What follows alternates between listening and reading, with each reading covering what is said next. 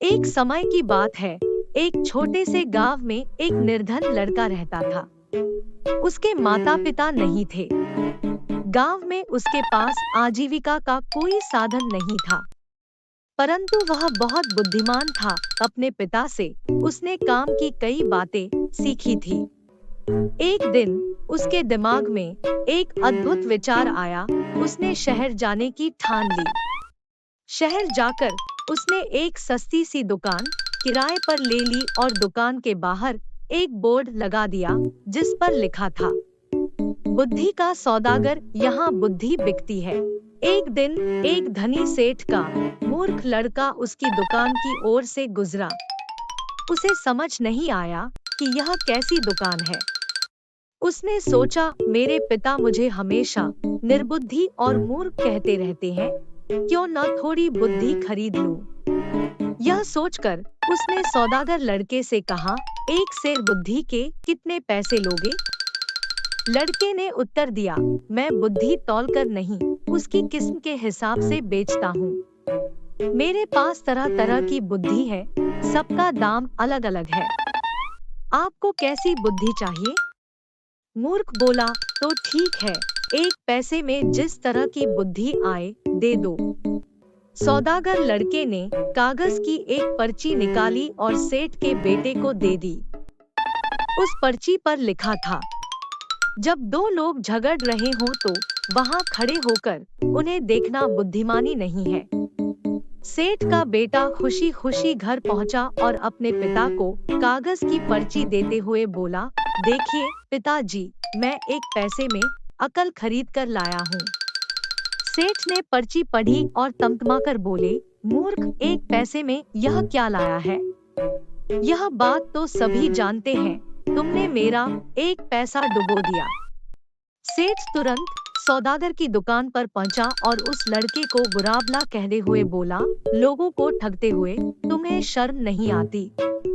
मेरा एक पैसा वापस करो। लड़के ने कहा, पैसा क्यों वापस करूं? माल दिया है, पैसा लिया है।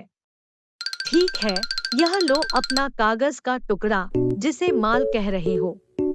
नहीं चाहिए हमें तुम्हारा माल, कहते हुए सेठ उसकी पर्ची वापस करने लगा। सौदागर बोला, पर्ची नहीं, मेरी सीख वापस करो।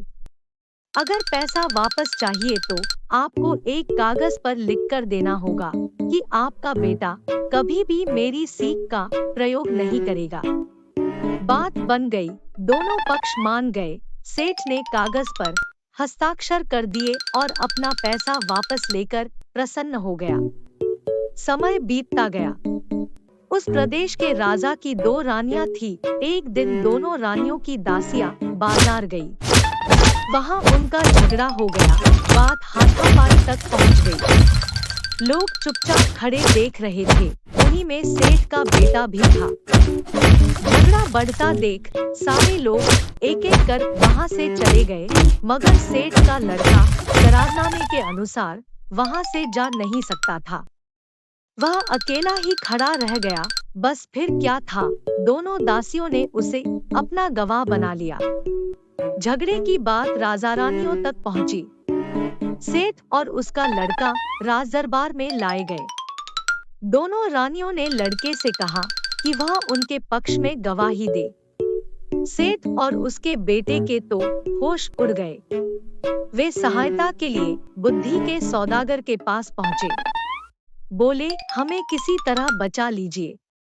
मैं 500 रुपए लूंगा। लड़के ने कहा, ठीक है, ये लो 500 रुपए। सेठ ने तुरंत 500 रुपए निकालकर सौदागर को दे दिए।